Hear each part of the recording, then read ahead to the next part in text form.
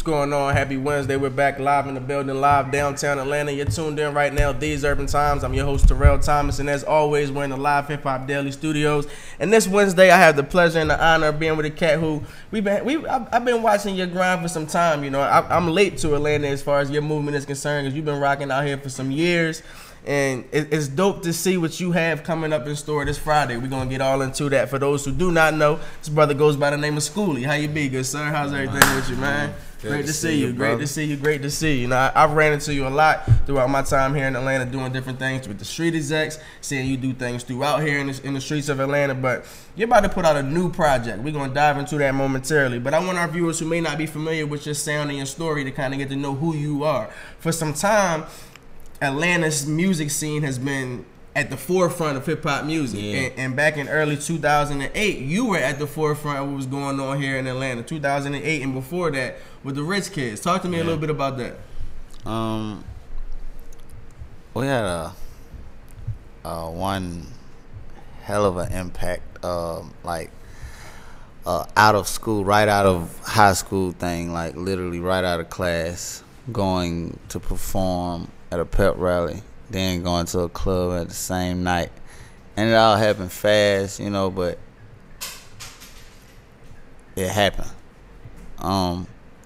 For me, it was like I was fresh out of middle school, going to high school, ready for it though. And the song, like, just kicking it and being teenagers, being who we is, we end up making a song, and that song end up being that What's Up. Then we made Pop, but What's Up was like the first song we ever made. Made it in the basement, me and Caleb, Rashad, Baby Charles.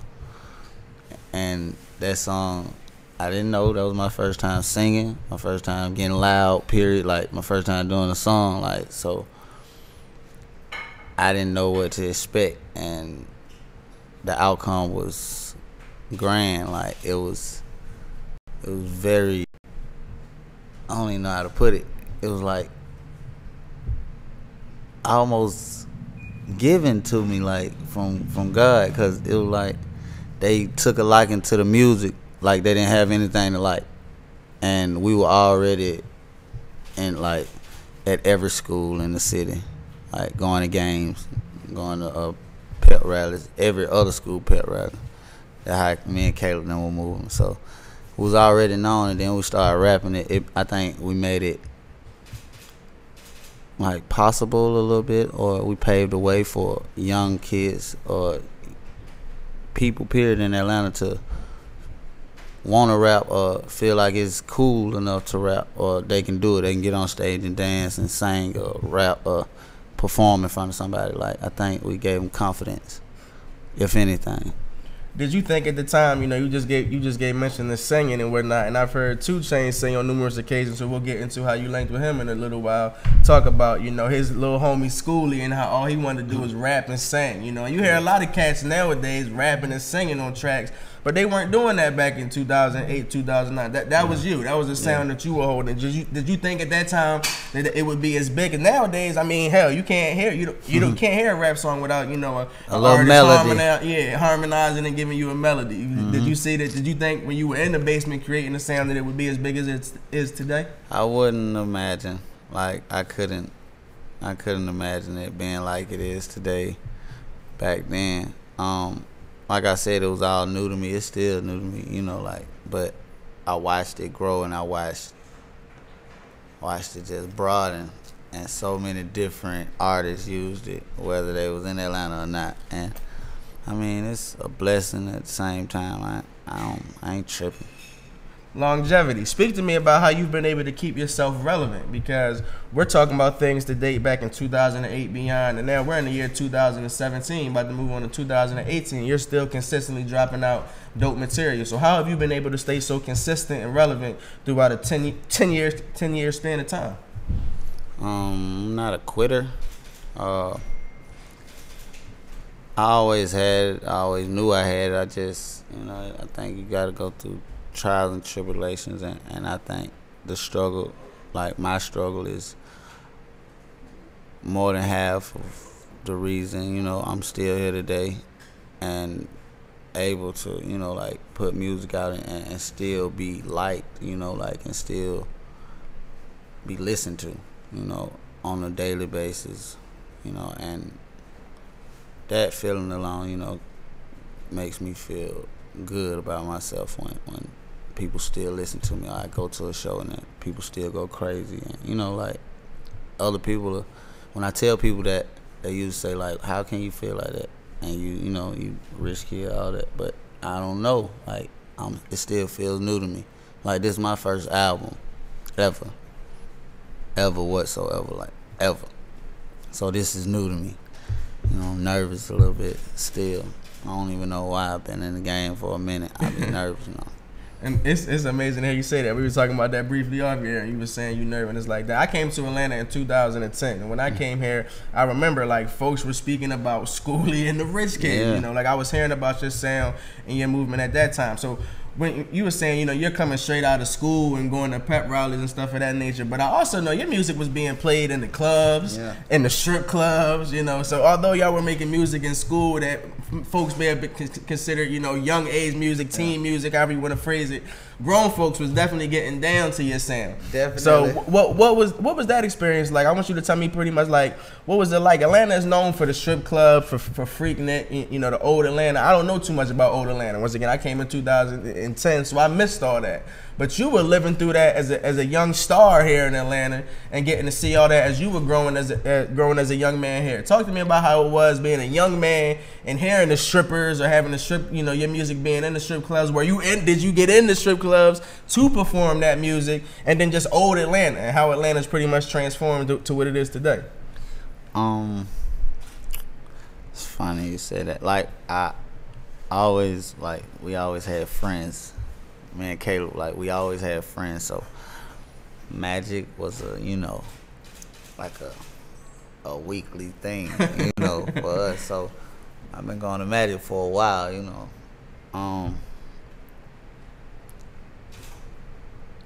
Like that is a surprise that I can, you know, that's a different setting to me than a regular club. A strip club is a different setting, you know, like that. So it's different when your music can push people in a club and when it can push straight women on a pole and a stage that has to dance for people, you know, like, so it kind of makes me feel good about that too, because, you know, like, they still take a liking, and we're all women, and that's all I love, you dig what I'm saying? But it was like, we were going from, like I said, it was going, go school, boom, after school studio, boom, that night, whatever club jumping, boom, till about 5 in the morning, gambling house. School starting in about 2 hours, going straight to school. We ain't been asleep, we ain't been home. That's how we were rocking. Show tomorrow, on Friday. Like, that's how it was. Show on a Thursday. Probably like 4 or 5 hours away. Don't go to sleep, do the show, come all the way back to school for Friday. Don't go home, go straight to school when we get back in the city. On the van, taking the 16 passenger to the school. So it was like, you know, like, it was the life. I can say that, it was the life.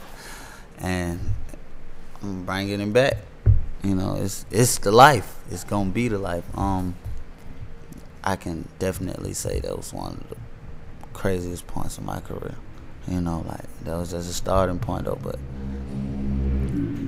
the dent I put in the city was so, like, just tremendously, just, I don't know.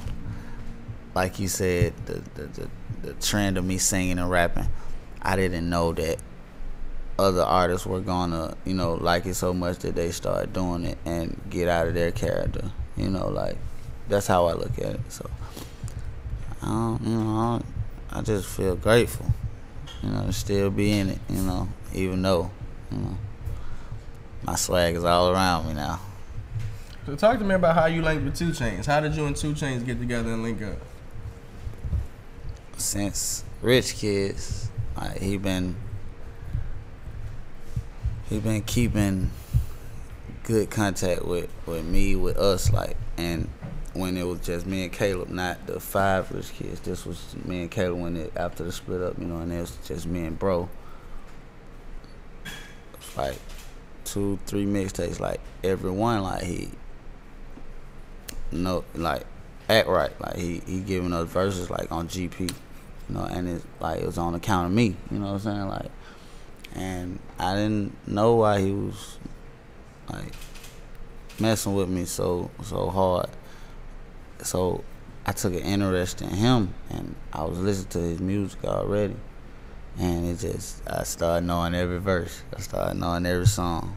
You know what I'm saying? So, and it was crazy because he was knowing my music too. You know what I'm saying? And I didn't know how to feel about it. And when we got together, it's just after that I knew I could talk to him or be around him after he done did more than 2 songs for us, you know, and like real verses, not no.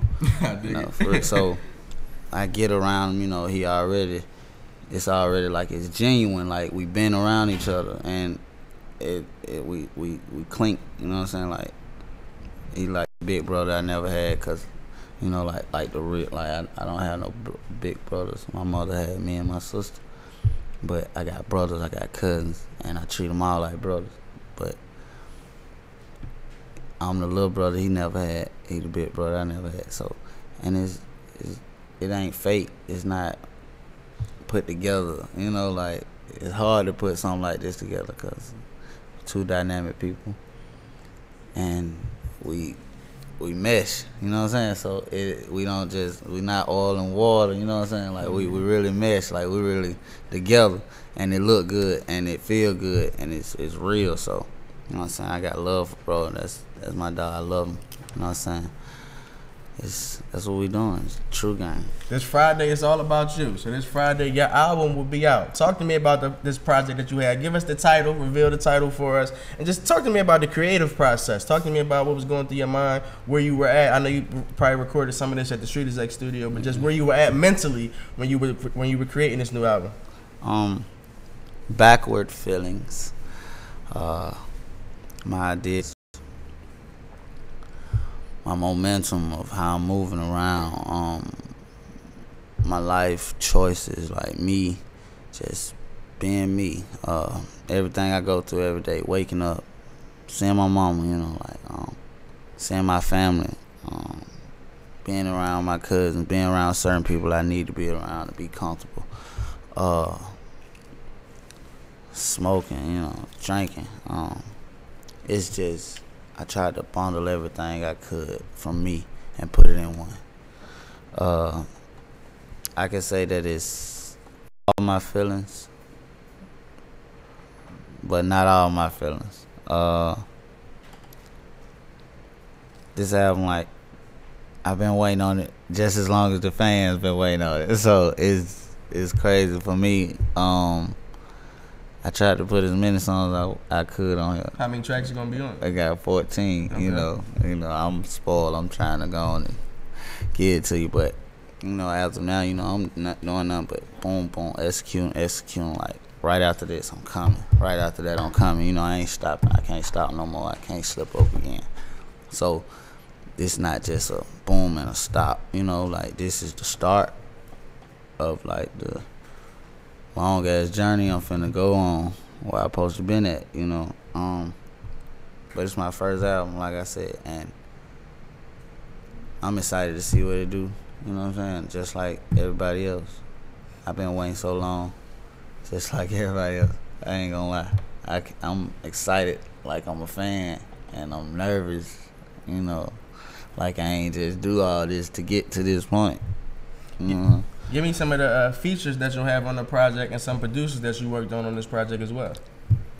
Shout out to the boy Helliver. I got to get in with him when I was on the Pretty Girl Like Trap Music tour, Chainz. I got to get in, like, just me by myself, just, you know, like my team, we just moving around. We go to the studio in Detroit, you know, and I just go in with Helliver. First time meeting, you know, we go in, link, chemistry. And the song I did that night was just so hard. We end up adding the song at the last minute, and that song is the song that you get when you go pre-order the album. When you pre-order the album, you get a free song, and it's called Friend Watch, and it's produced by Hell of a. I got my boy Big C on there. Shout out my boy Big C. You know, he produced Flawless. I got, of course, got Chainz on there. I got Slime on there. Shout out to Thug. Got my little brother, Coach Rich Kidz, on there. He coming too. I really ain't, you know, I ain't too big on just trying to get out my comfort zone to go make somebody else comfortable about me asking them to get on the song with me. You know what I'm saying? Not no arrogant shit. It's just I'm kind of content with who fuck with me and who don't. You know what I'm saying? Like right now at this point, I ain't really, you know what I'm saying? I ain't really stressing it. You know, I fuck with everybody that fuck with me though, like genuine, no bullshit. You know, but you know how that go. I know you're doing a lot up until Friday, you know, as the momentum continues to build for the project. Yeah. I understand you have a listening session and a house party coming up. Yeah, talk to me about that. What's up with that? Crazy blue house party going on, man. Listening session going crazy at the studio at Streets X, but I got a block party coming too. You know, it's gonna be on Bankhead, right in the hood. You know, giant food parking lot. We're going crazy. But I'm trying to just do, you know, like stuff I want to do and pertain to me, you know, before the album, man. You know, just bring the album in, you know, with my people, my family, my team, my friends, good people, new people, you know. We're gonna eat good, you know. We're gonna see some ladies. We're gonna play some music, you know what I'm saying? And we gonna, you know what I'm saying? We're gonna kick this pimpin'. What's the one? If it's one track on this project that's coming out, what's the one that's gonna have your fans like, Skooly is in his act with this one? I can't say because it's, you know, I got two sides. I got two sides of me. I got an R&B side and I got that hip hop side. So give me one and one. Give me an R&B track that's going, you know, set folks off, and then give me the hip hop one. Give me one and one. Well, actually, look, when I say Friend Watch, I put that out first just to get him a sample of both sides of me in one. You right. Okay. So Friend Watch would be like the perfect example for both in one. I got a song on there called Swagger, you know, featuring Chainz, and this one right here like a statement song. And you know, I'm stuck on the swag. I ain't no dabber, you know. I ain't no dripper, you know. I leak. You know what I'm saying? I'm a leaker. I leak, the leaker. It's me, the leak. When you see me, that's the leak. Trademark. Just I'm on the old, said, like, I'm still with the originality of Atlanta, like, so I'm still with the swagger. You know what I'm saying? The swag. I got swag. I don't have all that other. You know what I'm saying? I really got swag for the females. For me, you know what I'm saying? For the real world. So swagger would be on the hip hop side, and then I got it's hard to choose, you know, when you talk about the women. It's hard to choose because I mean, they're gonna choose for themselves. Yeah. They're gonna let you know. Like, it's hard for me to choose. I respect that because they're gonna let you know, like, this is the one right here. Yeah, man. How will we feel, or how will you feel this project will differ? This is your album, of course, and your last project was a mixtape, but the Black John Gotti got rave reviews. You know, I was digging that project as well myself, to be honest with you. So how will this project differ from that project, or will it differ at all? You know what? We'll see. We gonna see. That's not a question. I don't think that's a question I can even answer right now. I don't even want to put them in, you know. I know that people gonna do that, like the world gonna do that, period, you know, but I don't really even want to put them in competition right now, in a sense, you know, like, because that was, I kind of had the same feeling, but this feeling is kind of bigger, but I kind of had the same feeling for that one because that was my first solo tape ever. That was me coming out my shell, like that was me popping out, letting them know, oh, it's time. Finally did it.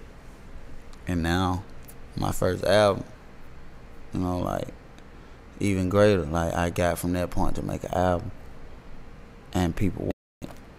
No matter how many it is, people want it. You know what I'm saying? So I'm gonna give it to them. You threw out there a moment ago, kind of on the slide. You know, you like, yeah, when I was on the Pretty Girls like trap music tour, like that was just some normal shit. You know what I'm saying? Like that was basic and whatnot. Talk to me about that tour experience. How was that being on the road? And give me a memorable experience if you can from being on tour. On tour, that's when I got my new team, and it was before that, but that's when I got to, you know, like I got to live with them. I had to live with them for 2 months, you know, so I got to know them, you know, like argue, you know, became a real family, so I was comfortable. I had my own bus. It was my first tour, first paid tour. First time going to certain places. First time having my own tour bus to myself. Chainz actually gave me his bus. That's love. So, that's all the way love. You know, that's crazy, you know. It was, what? I don't know, man. There was so many crazy moments on the tour. Where were we? Maryland? Somewhere, and I'm on stage and I was doing like, I do this like thing like when I was playing Fuck It Up. When I perform Fuck It Up, I bring girls on stage from every city to show me how they fuck it up from the city. So I had them on the stage, you know, and in this one city, man, I don't want to say the wrong city, so. Damn. One city. You know, the tour been going good. I told you I actually was nervous, you know, before like right when they bring you out, when your song playing and they hyping you up to come out. I'm nervous at that point every show on the tour, and I done did shows for my whole life, so it was crazy. We doing the show and bring the girls out, and the girl not doing nothing. You know, like she ain't doing nothing. Like, and her city booing her. Like, I never listen. Only thing I'm scared of in life is God and rejection. Listen, rejection for someone, like, I'm scared of rejection from women. You know, like I don't do too much, you know, because I don't want them. You know, I'm scared of rejection from just people. Period. Like, audience especially. So a boo, like people booing, like that'll kill me. You know what I'm saying? Like that'll feel crazy. You know what I'm saying? So it's kind of hard for me to perform for a little crowd, but I got it back down packed, like on this tour. Not saying we had little crowds, but I got it back down packed, the feeling. But I'm so used to big crowds. I started off Phillips Arena with T.I. You know, like he bring us out birthday bash. You know, we got our own set. I started off like that many people. So I was used to that, you know, and I'm not used to this, you know, almost crickets, you know what I'm saying? So I can't, that's what I'm scared of too, you know, like, so they was booing her because she wasn't dancing right, and she got off, I took off stage, I got off stage, and I kept performing the song. They kept going with the boo.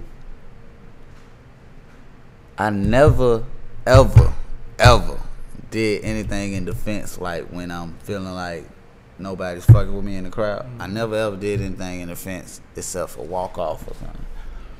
This time, I don't know what came over me. Like, I cut the music. I talked to the people like, hold up, y'all tripping. Like, stop playing. Like, for real, like, stop playing. We're going to go a little something like this. Y'all, we ain't doing no booing. I don't know what y'all doing. I go by the name of Skooly. I come from Atlanta. We ain't doing no booing. Real West Side. Turn on the song. Lonzo Ball I had dropped. It was like a freestyle, and I'm going bonkers. Man, them folks shut up, started looking, pulled their phones out. The fact that I had got the crowd back from, you know, what had just happened made me feel like, oh, I got this shit. You know what I'm saying? I got this shit.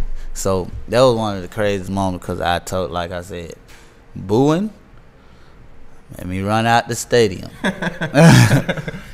What's the first thing you think you're gonna do on Friday? Now it's different, you know, cause we live in different times. A couple years ago, you had to actually wait till Friday morning when the record store opened up, you know, at 9, 10 o'clock to go pick up the CD or whatever the case may be. But your project will hit at midnight on Friday, bro. So when you wake up Friday morning, what's the first thing you gonna do? Man, I ain't gonna be downloading cause I pre-order, and y'all need to go pre-order. You dig what I'm saying? But I don't know, man. I'm gonna smoke me one because I've been on detox, you know, for a month and a half, all the way up into this album. Just some self, you know, discipline shit that we was on, my team was on, you know, thought would work, you know, like, and I feel it, you know, like, so I'm gonna smoke me one, you know, for the celebration. Have some women around me, of course, you know, feel good. Playing the album back to back because I love me. I love my music. I love hearing myself. That shit make me happy. So I'm gonna do that. Play that shit for everybody I know. You know, big, small, medium, little, whatever. I'm gonna play it for you. Drake actually DM'd me when I posted when I revealed my cover. Drake DM with the cover and said, "Long time coming, broski." That made me feel untouchable, you know. You know, Cass is anticipating, as we man. just spoke on. Before I let you go, I gotta ask you about two things. Speak to me briefly about the importance of team. You've been speaking about your team, my team. Street Execs move wonderfully as a team. I always, since I've grown to know them and different members of the crew and of the team, that's one of the things I've loved the most, on how the team becomes a family. And you just mentioned on tour you had a chance to sleep with your, you know, like, y'all stayed together, so y'all ate together, you know, prayed together, everything, so y'all became a family.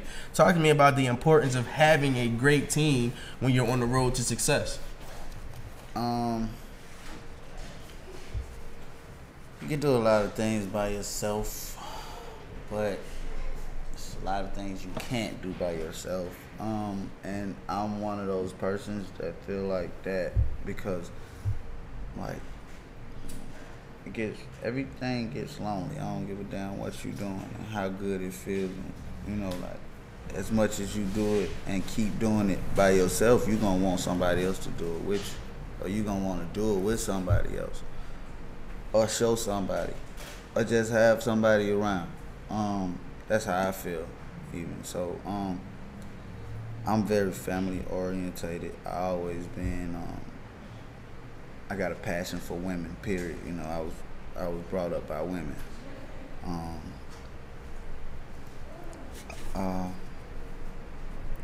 It's kind of like hard for me to. I don't like being by myself, but I like being by myself. It's kind of hard to explain. That's why I didn't want to say it like certain times, but I don't really like being by myself. I don't really like smoking by myself. I want to smoke with my cousin. You know what I'm saying? Like, I don't really like going to the mall by myself. I want to take my cousin. I want to take my team. Like, it's just, I don't know. If you family orientated, I think you feel like that, but, you know, I think people will feel where I'm coming from when I say that. We living in a time right now where we're seeing Atlanta and Georgia sports at an all-time high. The Georgia Bulldogs are #1 in college football right now. The Falcons are coming off the high of the Super Bowl. We're going to see how they bounce back. And the Hawks, they're in a rebuilding stage. You know, they're growing for some time. What's your thoughts on Atlanta sports right now, with the Falcons going through, with the Hawks going through? Who you rocking with out here? I know we was talking about some Madden that takes place off air and whatnot. Yeah, that's a game, you know, though. But who I'm you with rocking the Falcons with? all day. That's a game. You know, the Madden, that's a game. You know, you challenging yourself, whatever. You know, but real life, down with the home team, man. Original Dirty Bird. I don't know what to say. I was, you know, about Falcons, Hawks. I love them both. They're our home team. I feel like we gonna overcome anything we fuck up on, you know, so I'm not the person to ask about the sports. You know, I only played baseball in my life. That's my favorite sport. You rock with the Braves? Yeah, definitely. You know, center fielder, go get anything. I go get anything. And like I don't really. That wasn't really me. I partake, you know, like so. I'm not really the person to ask about the Falcons and the Hawks, but I love what we doing. I hate if we're doing bad. I love if we're doing good, but I'm with us. I'm not mad at that. I'm not mad at that. So your new project will be out on Friday. Let the folks know once again where they can go check it out, how they can follow you, and what you got going on via social media. Man, iTunes, man, Apple Music, man, BAcCWArdFeELiNgS, man. Available for pre-order right now. Apple Music, iTunes, but BAcCWArdFeELiNgS drops 11/10/17 this Friday. Like, you might as well pre-order it now so it can just be downloading at 12 o'clock and like it'll be downloaded. Like, go get it now, you know. But 11/10/17, you know, BAcCWArdFeELiNgS, my first album. I need your support. I need you. Support me how I support you. Do me how I do y'all. You know what I'm saying? Like, we be in the city now. I support y'all now. Do it right. Yeah, appreciate you, player. I appreciate your time. We definitely looking forward to Friday coming out. Make sure you stay tuned. We still got some more coming up. Check out some videos from Skooly. This brother's been working, so we're going to let you check out some of his new videos, including Flawless. Yeah. We'll be back here at the desk on Friday. I'm your host, Terrell Thomas, These Urban Times. Check out these videos. Friday, make sure you check out this brother's project. We're going to continue to keep up what he has coming up here. We'll have you at the desk again in a little while, too, man, and see what you got working on before the year, finishes out. Back. Appreciate y'all tuning in. Be safe. Peace and blessings.